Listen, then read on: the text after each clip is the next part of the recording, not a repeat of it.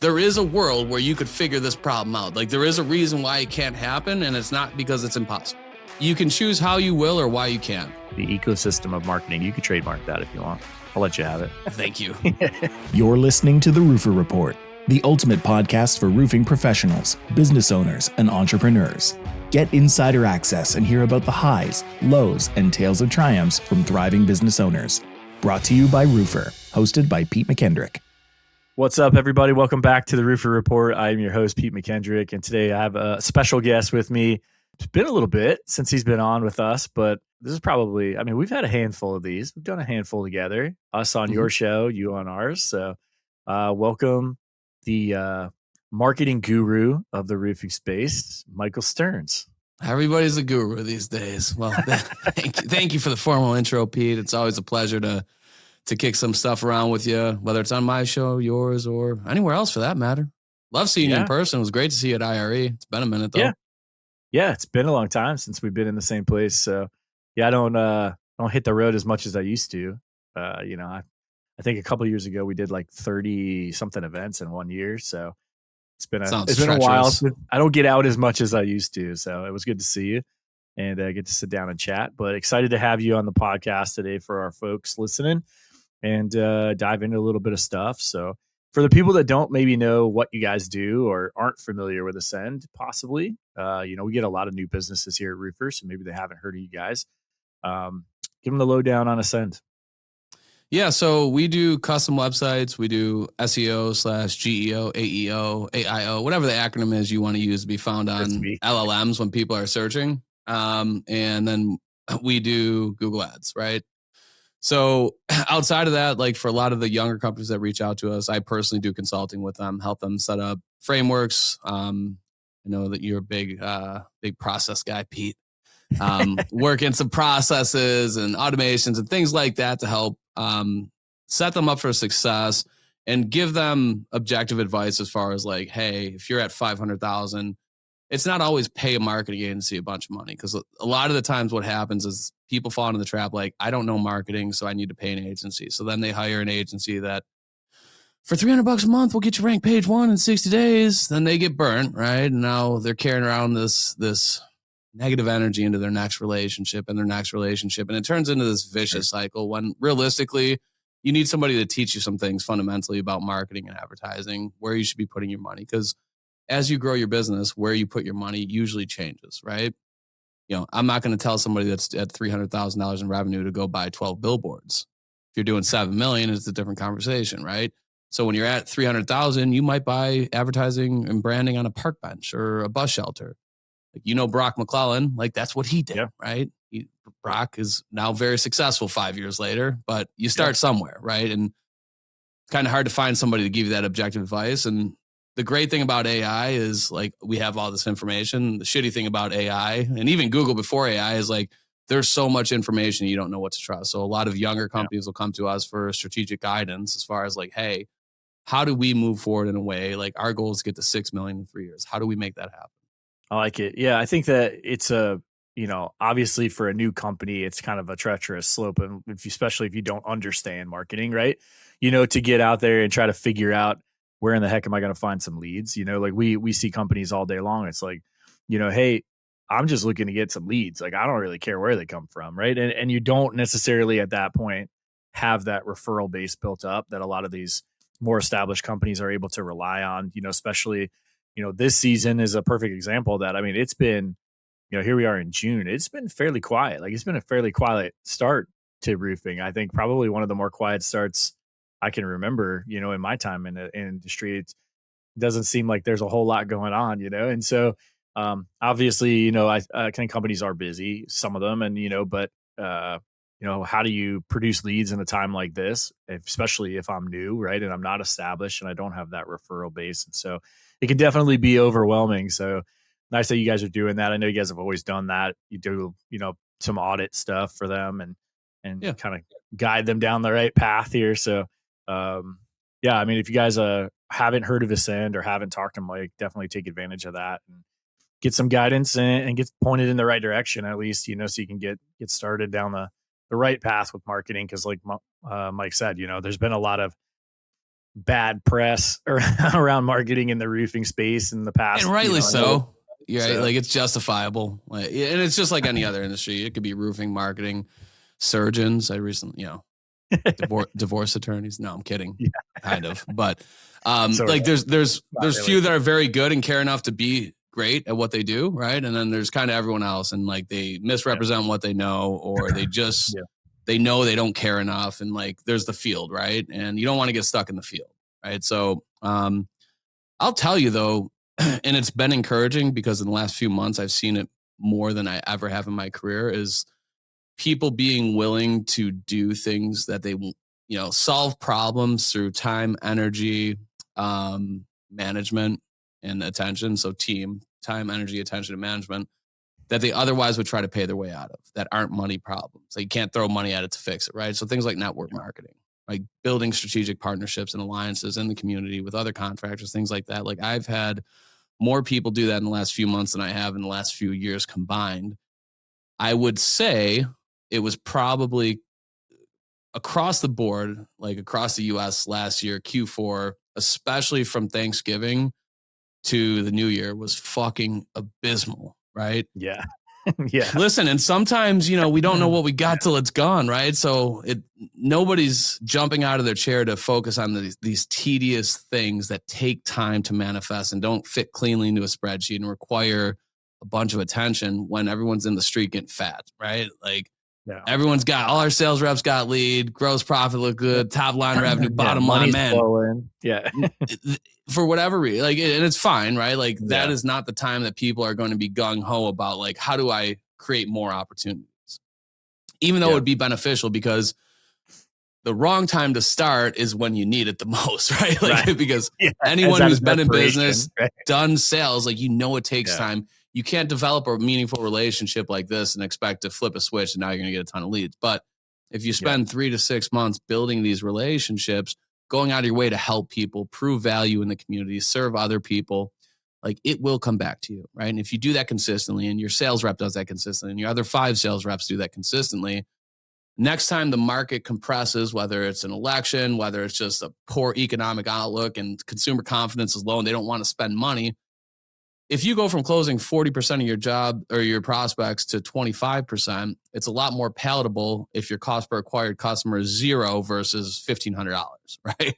Like that all bleeds down to the bottom line, and it impacts it in a very meaningful way, right? So that's the type of stuff that we try to focus on, is like, how can we help you not only through the services that we offer, but like setting you up for success and doing the things that other people aren't, and competing where other people aren't competing. Because most companies, whether they're $500,000 or 20 million, they don't do these things, right? So like they're not there like they are in LSA, like they are in Google Ads, like they are on Maps.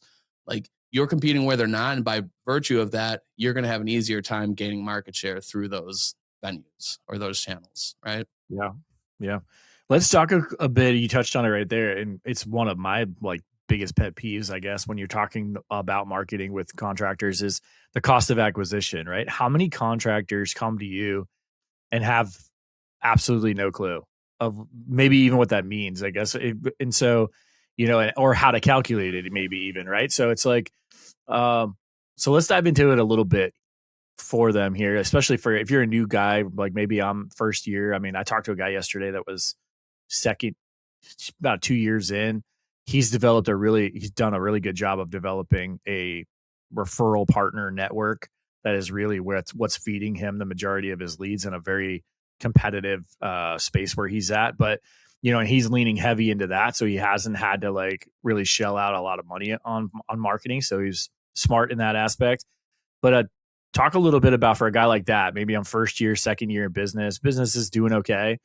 I'm not exactly, I'm not killing it, but talk a little bit about cost of acquisition, how important that is to understand it, and also towards the bottom line. Yeah. So like as a marketing agency, our leading indicator is going to be like, how many leads did we get you?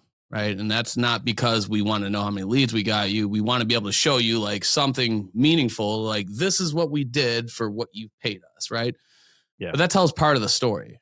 Like we don't, we could have a high cost per lead, and it could be your best month ever because you guys closed at twice the rate that you typically close at. The tickets were twice as high.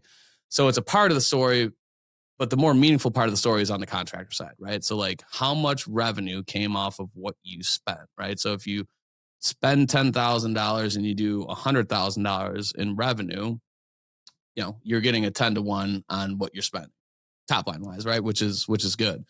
Really the cost per acquired customer is like, what are you paying when you boil it down, right? You boil down what you're spending on advertising, and you could do it by channel, right? Which is what I recommend. If you're doing Facebook, you're doing Google, you're doing whatever. Yeah. What are you spending? What are you getting? And when you factor that out, like what did it cost you to acquire each one of those customers on average, right? You should be able to boil that down to a very specific number. And for the guy that you're talking about, he might be doing some sort of compensation on the back end, right? Like every contract I sign, I'm going to give you $250. That's simple, right? Your cost per acquired customer is $250 every time that guy sends you somebody. And if you know that your average ticket is 10,000, your gross profit is 40%, and then your net is 15, like exactly what you're making at every level off of the projects that person A sends you. My advice to that guy would be find fucking 10 more of those people, right? Like, because even if you're paying 250 or even $500, like typically what we see right now, which is not the greatest of times as far as customer acquisition, is you're typically somewhere between like $1,000 and $1,500, right? And like that's good because if your average ticket's 12 to 15,000, like it makes sense. You're making money.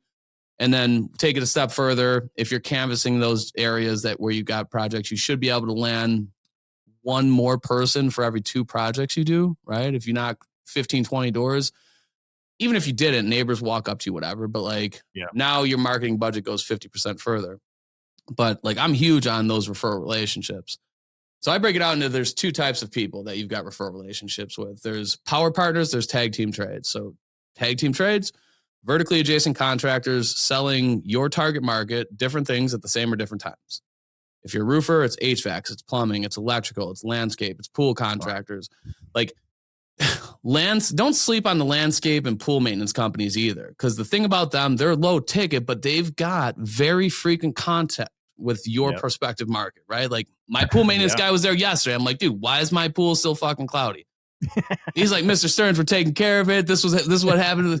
And then we talked and we chopped it up for like 5 minutes. So if I happen to have a shingle missing and that pool maintenance guy knows a roofer and he's aware, as a roofing contractor, I've taught him what to look for. And he's like, hey, by the way, Mr. Stearns, I noticed you had a shingle missing up there, which I don't, guys. So don't be fucking blowing me up in the DMs. I would probably call his guy, right? Because I have a relationship with him. And even though it's cloudy this time, I understand like pools get cloudy sometimes. It's okay.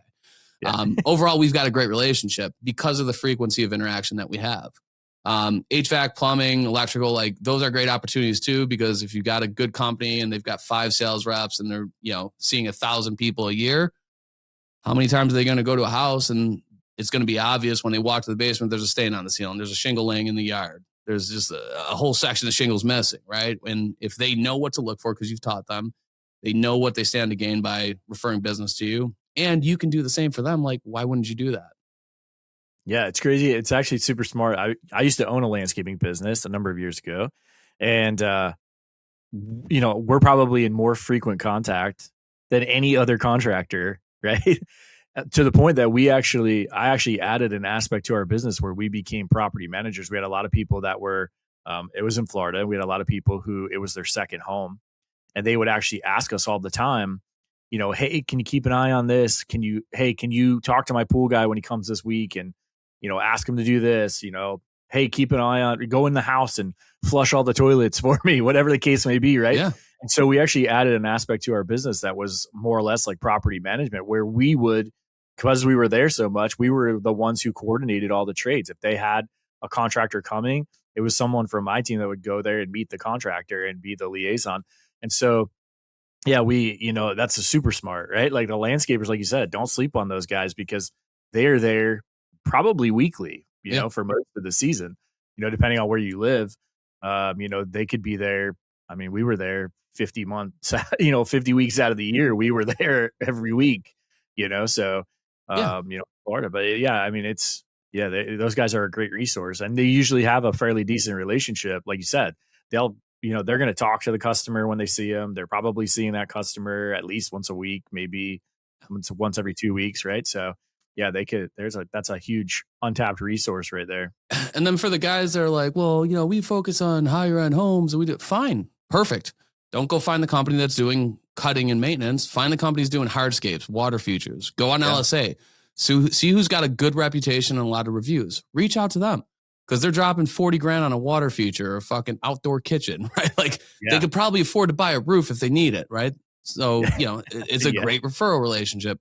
So it's a good segue to power partners, right? Which are people that talk to, touch, influence your target market and prospective customers before you even talk to them, right? So property management companies, great. That's a great example of something like that.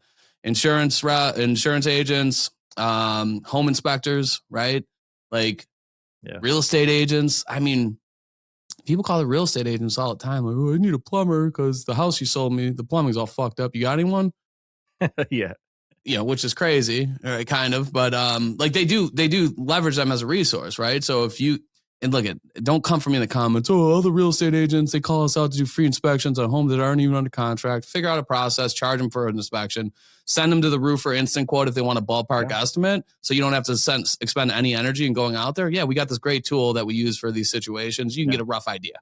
It's a perfect use case for the instant estimator, to be quite honest. I mean, it's like, hey, here it is. Go nuts. Run as many as you want, right? Yeah. Like, and we're going to do it for free because we like you. Just send us the good calls. Yeah. Because if you're going to weather those calls regardless. And if you're going to take the bad, you might as well get the good with it. Find the agents that are doing numbers, that are in the neighborhoods that you want to be in, and get tactical with how you're going to introduce yourself, how you're going to bring value to them first. And in exchange, they'll want that norm of reciprocity to take place. They'll want to do the same for you. Be fucking undeniable. Go find a Facebook group and tag that person 30 times on a bunch of posts where they're mentioning real estate companies. I need an agent. Tag. Here you go. Here's your guy. There you go.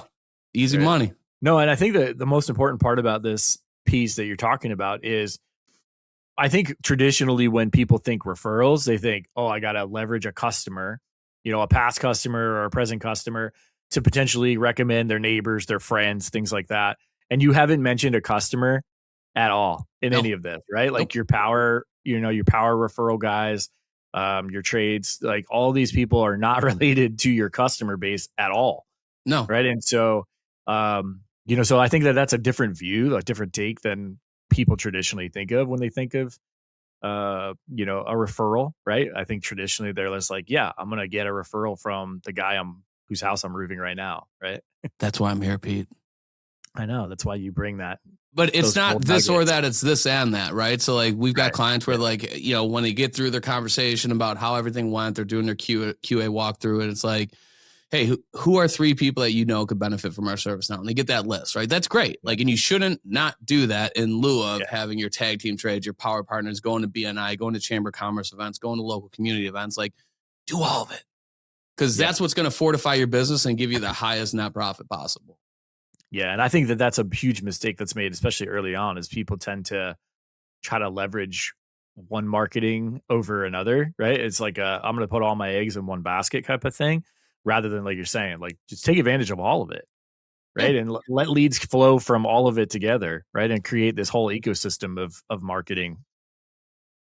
Like you can choose how you will or why you can't. Trademark that.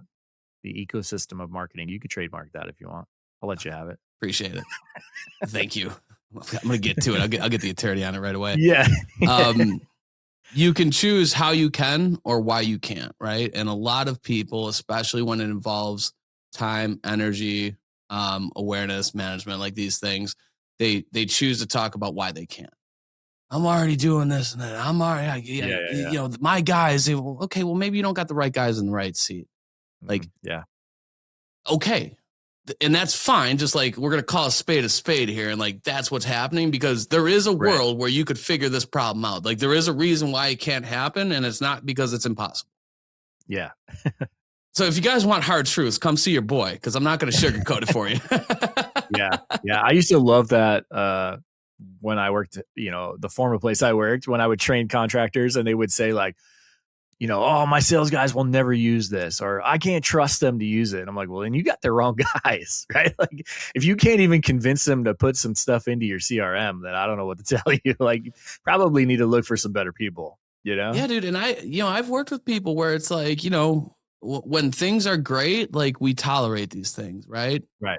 Yeah. Problem is when the bottom falls out and it's like none of these things will happen. And now you're trying to get these people. Now you're putting the energy into trying to figure it out. And you might land on 10% or 20% of your team will, 50%, 0%, right? But it's a tough transition at that point. We're always teaching people things, right? So like if, I've got kids, you've got kids. If I'm like, my son's 2.5, so a little early to start doing chores, but I'm sure we're working on it. Believe me, like set the tone while early on. But if I tell him like, hey, Everett, I'm going to give you $20 a week. And the expectation is like, you're going to do the dishes, once daily, you're going to vacuum once a week and, feed the dog, whatever. Yeah. And he does those things. Now I pay him. Right. And then he stops doing those things a month in, but I keep paying him. And then 6 months later, I'm like, yo, Evs, what's up, dude? You haven't been doing your chores. Like it's going to provoke negative emotion. Like he's going to feel entitled. And sometimes we got to look in the mirror because as the parent, that's my fault because I kept chopping him out, even though he wasn't meeting the standard. Yeah. And that's where a lot of people get, you see lead baby. I got lead babies. Like, yeah, I mean, look in the mirror, bro. Like you created this problem. You got to fucking deal with it. No, I agree. I mean, you see it all the time, right? Like because you said, when the money's flowing in, we're just like, don't worry about it. But we're essentially creating bad habits, right? Like we're creating habits that then later when we try to break them is going to cause an issue. And so, yeah. Let's talk a little bit. Obviously, the AI thing is huge right now. So I want to just kind of get your take on it. How much influence is it having? How much should I lean into it? As a contractor, because you see mixed messages, right? Like I see some contractors that are like, man, I can't wait to figure out how to employ it in my business. And I'm already using it to do this, this, and this. I see other contractors that are like, I don't need it, right? Like I can run a perfectly fine business without it. It's just, it's not necessary. We even see it. I mean, we asked a question and not that long ago in a group that we have, and people were like, it's not as important as some of these other things that we would like to see. So from a marketing standpoint, how important is it to pay attention, leverage that kind of stuff and make sure that you're set up correctly for it? I mean, look, dude, like you can go hand bang shingles or you can get a fucking nailer, right? Yeah. Like, I mean, and you've got guys to this day, like I hand bang every shingle. It's like, all right, cool, dude. Sweet. Like, love that for you. There's still people out there measuring roofs with the tape measure. So right, like ain't nothing gonna be more accurate than this here handy dandy. It's like, all right, dude, I respect it. Okay. I'll see you in 2 hours. Exactly, right. And you're probably not gonna get to that 5 million mark, hand measuring your roofs. But respect to those that do. And I guess the only caveat is the biggest mistake that I've seen are like contractors embracing AI and fully investing and trusting AI that it's going to do exactly what it's supposed to do. And it's not going to do anything it's not supposed to do. Right. Yeah. So it's terrifying. Like we use AI every single day at my agency. Right. Yeah. But there are checks and balances on every step of AI that we're using. Those guardrails are critical. Right. Because I know contractors giving, Claude access to their QuickBooks and to their CRM and to like these different ad platforms. And I'm like, that seems crazy to me. Be careful, right? And look at, do what you do. And like, maybe you're right, but I think it's prudent to make sure that you fully understand like what is actually happening by virtue of giving access to different platforms for AI. But I think you should use it. Like, for example, a lot of times social posting, right? Posting on Facebook, on Twitter, on LinkedIn, or X rather, like this is important for AI visibility. You have all these high authority platforms where you can and should have content frequently getting put out because everything's fed by an algorithm, right? And it's like a lot of people, like they make a post on Google Business Profile once a week, not at all, twice a week, whatever. They don't post on Instagram, but they post on Facebook. They don't have a LinkedIn, right? It's like, have a TikTok, have an Instagram, have a YouTube, have every platform that you can. Yeah. And then use a platform like Buffer. By the way, I have no paid endorsement with Buffer. I couldn't care less if you use them or not, but you'll be happy that you did. Like I use it for my agency. So we sync up all of our accounts and then we publish posts and send them out to all the different platforms, right? And if you're a contractor, you can use your company cam, download 30 photos, throw it in a ChatGPT, Claude, Gemini, be like, hey, this is a roof replacement project we did in this area. This is why the customer called us out. Write us a nice post. I would copy and paste that prompt into a doc on the side. And then I'd go to the next photo, copy and paste that prompt, change the location, change a little bit of the circumstance. It's going to give you like nice descriptions. You go into Buffer, click add post, add the photo, put the description, schedule it for tomorrow. Rinse and repeat 30 times. Like the best way to make sure that this gets done is you pick one day every month. I don't care if it's the first Monday, second Tuesday, third Saturday. And that's where you spend 60 to 90 minutes doing 30 posts for the future to make sure that at worst, we know that we're active on all the platforms we need to be active on, right? Now, if you want to be a fucking superstar and you want to start shooting a little bit of video content in addition to what you've already put out, like, hey, look it, I'm here for it. I love it. You want to get a pair of Meta glasses and be like, hey, come inspect a roof with me, right? And you're not on camera, right? You don't got to be camera shy because you're not even on camera. You're just showing them POV, what it's like to inspect a roof, what you're looking for. You might fuck around and go Facebook Live or YouTube Live with it. I don't know. But all these things are just in addition to a solid foundation, right? And it's meaningful. So to answer your question, like I'm a big proponent of AI. Also, like just be careful with where you're granting access if you don't know how to understand how to keep it in check and make sure it's not only doing what it's supposed to and that stuff is actually correct. It's also not doing what it's not supposed to.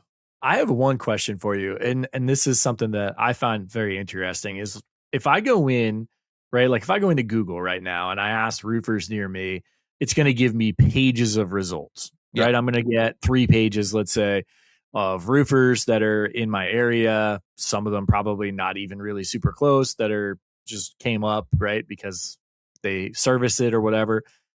If I go into, let's say, ChatGPT and I put in the same question, maybe I word it a little differently, but it's essentially roofers near me, I'm probably going to get 3, maybe 4 results, right? It's going to be very honed in its response. If I'm a contractor looking at that, right, and like, you know, a couple of years ago, we were always like, yeah, you have to be on the first page, right, of Google. How do I become those 3? How do I become one of those 3 that shows up? Yeah, I'm going to give you guys the exact formula. All right. There's no exact formula. So it's like, what can we do to increase the likelihood that we show up? And there's a lot of things. Like if you look at like BBB and Yelp, if you look at local searches, they're cited a lot specific to ChatGPT and LLMs, right? So like that's something where it's like it's easy for you to influence, and the more reviews that you have, the more places you have them, the better off you are. So that means Google, that means Yelp, that means Facebook, that means BBB, that means you could do like a Trustpilot as well. They usually get cited in those searches. Like look at where do the search and look at it shows you like where the information is being pulled from. It shows you like it literally tells you. Find out how to get on those sites. That's a really good start, right? Yeah, no, it's a good point. Is like they're not pulling random information, right, from some podunk site. Like they're pulling all the information they're pulling is coming from, trusted. Essentially, the ChatGPT or the LLM is going looking for like trusted resources to come back with, so that it looks credible, right? It looks like it's got credible information, and so. Like I was literally asking you questions last night and it was pulling stuff off of, I was looking for a place to go for a weekend and it was pulling stuff straight from Airbnb, right? Because it's like, okay, like that's probably where I would go anyway, right? So that's important, right? Like pay attention to where, because it's literally giving you the resource. Pay attention to where it's pulling it from. And the cool thing is like the thing about, there's a lot of overlap between like legitimate traditional SEO and like AEO, AIO, GEO. And there's some, minor differences in approaches, but like the cool thing about it is like, as you gain authority for your website, you'll start to show up as one of those trusted sources, right? You look at the source, it'll be like your blog, a post like, how much did a roof replacement cost? And all of a sudden you wrote a piece of content about that that's got a bunch of links, got a bunch of traffic. And now when people in that market are searching, they're like, this is a trusted resource. And that's how you go from like getting top of funnel traffic on like LLMs down to like the bottom of funnel. So top of funnel is like, I'm not necessarily looking to buy right now. Middle funnel is like, I've expressed some sort of interest. Bottom funnel is like, I need a roofer right now. I need a roof replacement. Who should I choose? Right. So like the more authority you drive to your site through traditional methods or SEO and things like that, the more likely you are to be one of those trusted resources. And it's incredible. Another thing that I'll say that you don't need a marketing agency for necessarily is pay attention, right? When you get those results, no matter what you're asking, there's going to be follow-up questions. It's like, here's the most top-rated roofers near you.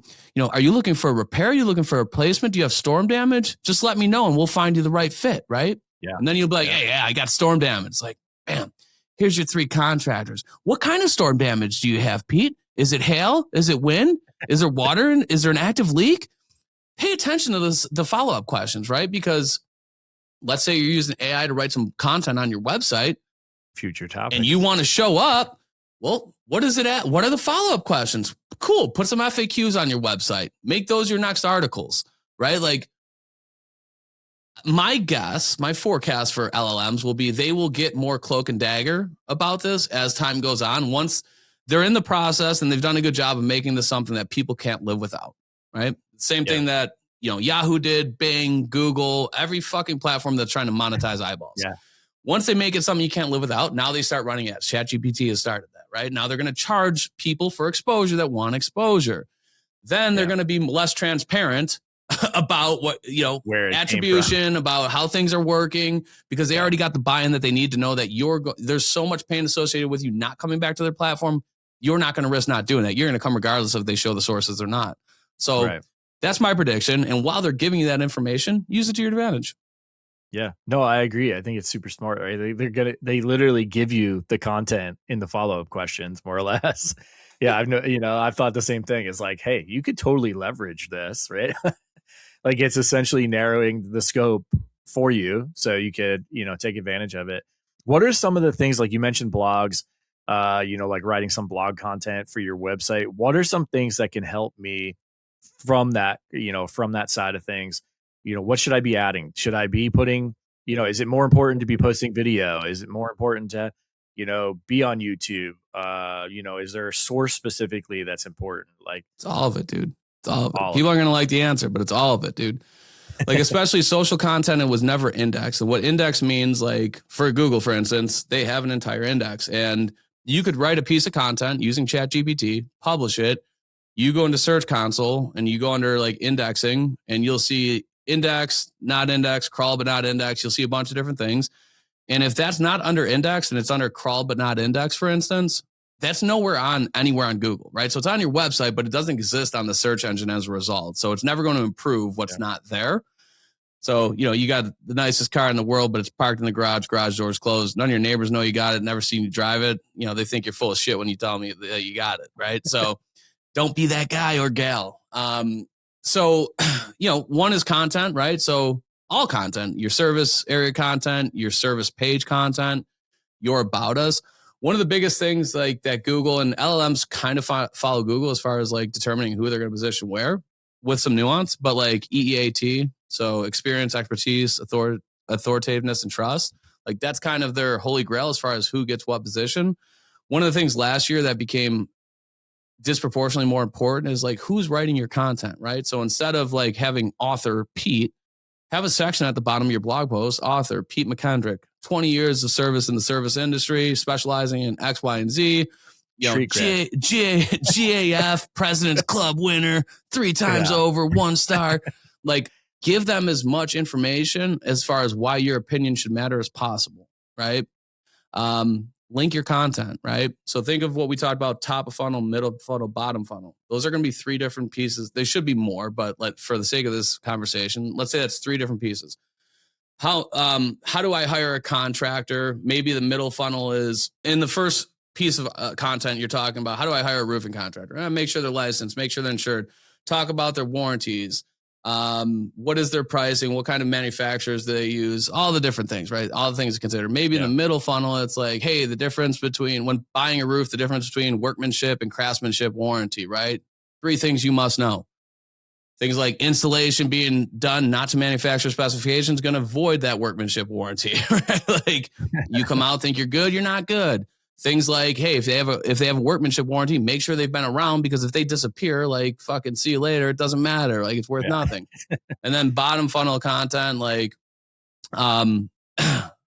let's say I'm purchasing, I need to purchase a roof, like when purchasing a roof, like do we use metal? Do we use shingle or something like that? Right. That's a terrible example, but we'll run with it.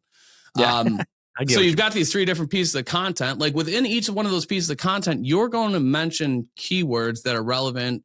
They might be an actual page like roof replacement on your website. So when you mention that, hit Control K in whatever content management system that you use, put the link from the URL for roof replacement and create an internal link, right? So this is relevant. Like if you're reading this and you want to learn more about roof replacement, click it. You've all done it before on a website. You're on a website looking at something, you're reading through it, you see a link, you're like, oh yeah, I want to learn more. Click. That's called internal linking, right? Which increases the likelihood that that content that you just wrote becomes indexed and gains some authority and traffic, et cetera, right? So it's good. It's very good. It's the little stuff. Do press releases. Like you could Google DIY press release, right? And there's all these different platforms that you write a piece of content about something that happened with your company. There's some information. It's maybe 1,000 words of content that you're writing, and you can create links from that piece of press release back to your website, right? So it creates links, which is a really good thing. Local, regional, national, et cetera. And then what happens is you push that piece of content through that press release software, and then it syndicates that to like 500 or 600 sources, right? Google News, ChatGPT, fucking Associated Press, like all these different places. And there's different tiers and levels, but if some good ideas are like, hey, we added this new service area. Hey, we offered this new product. Hey, we got this award, this piece of recognition. Hey, we're doing this in the community. Hey, we sponsored this local community football team, right? Hey, we added this position to our company to better serve the community. And you're going to write it in third person. It's not going to be we, it's going to be they, right? It's like, Pete's Roofing added a new marketing director to deliver more effective messaging and help community outreach to further serve the greater Kentucky fucking, whatever. I'm not very familiar with Kentucky. I think that's where you're at, but whatever. Yeah, I am. So there you go. A bourbon trail. We're on the bourbon trail. Perfect. Bet you love that. Yeah. That's what everybody knows about Kentucky: racehorses and bourbon.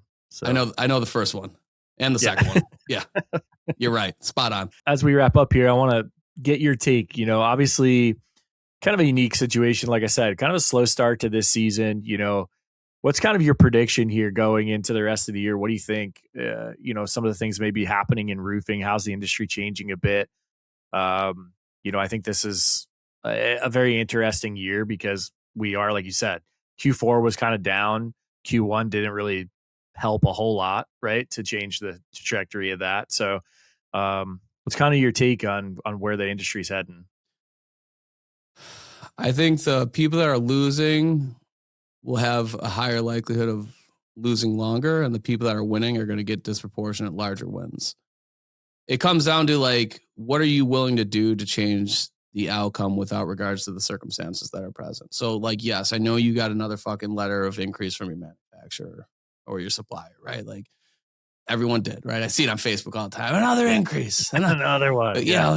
Closing rates are historically low. Now we got to charge more. And it's like, maybe it's an opportunity to look at the sales process, right? So like, instead of focusing on things that we can't change nor influence for that matter, let's focus on where we can put our energy and make a difference as far as whatever our set of circumstances are and whatever outcomes we want to trail off of that.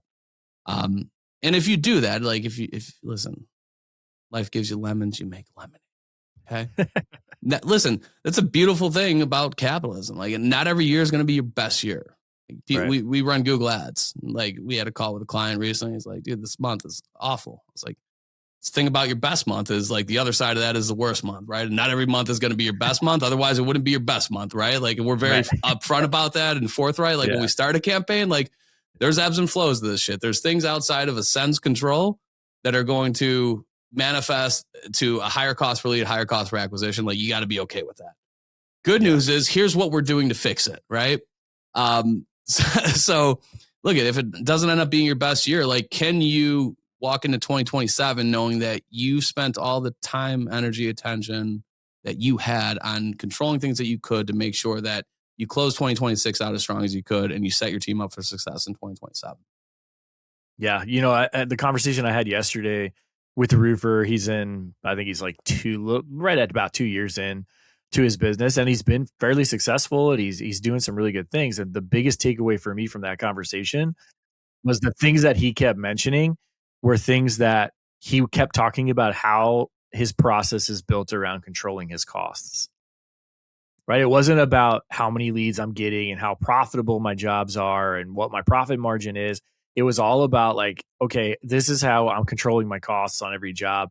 This is how I control my labor costs. This is how I control my material costs. These are the things that I did so that I had better understanding of those things and better control over those things, so that he could better manage the bottom line, right? In a situation where, like you said, maybe next year's not his best year, but he's got control of the costs. It's not one of those situations like you mentioned earlier where it's like, yeah, we're not going to give a crap about anything because we're making money. And then next year when we're not making as much money, now all of a sudden we're going to give a crap. Right. It doesn't work that way. Yeah. So no, that's incredibly encouraging. And like, the byproduct of that is, if you're controlling your cost, you're going to know your revenue, your profit, your net. All right. Like, so like those are great byproducts of just the awareness around, like, what is it costing me to deliver this service to this customer? How can I manage that? How can I minimize it, run lean? And like, if you do that consistently, like, that dude's going to be super happy when he retires. Yeah. Yeah. I mean, he's done fairly well, and he's been only in business, I think 2 years, and he's very lean. Like, they run a very lean business that's handling mostly now commercial jobs. So they've already parlayed a bunch of commercial work. So he's big ticket items. Love that. Love a big ticket. Yeah. Yes, sir. Well, cool, man. I appreciate you jumping on. I don't want to hold you up. I know you guys are super busy over there at Ascend with that fancy studio. So, shout out to John Cater with another great studio. My guy, Creator's Den. That's John Cater. You need a studio. You need some consulting on video. I mean, he's made me the man I am today. Yeah. When I met John, I was sweating and stuttering on camera. Look at me now. That's it. I was at a folding table. Now look at me. Literally. I was in a basement on an iPhone, and that's not a joke. Yeah. No, I mean, I think that's how we all started doing this. So yeah, and if you're watching this and you're not creating content, there's no shame in that. That is the most logical starting point. So my physical therapist, Dr. Alec Courtney, shout out to my guy. We're rehabbing the ACL, meniscus, and MCL tear that I had. We're doing great.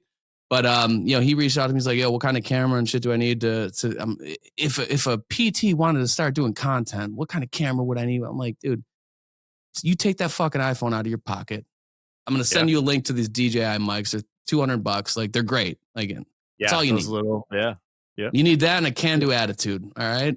And then you search on Google or AI, like, what editing platform can I use?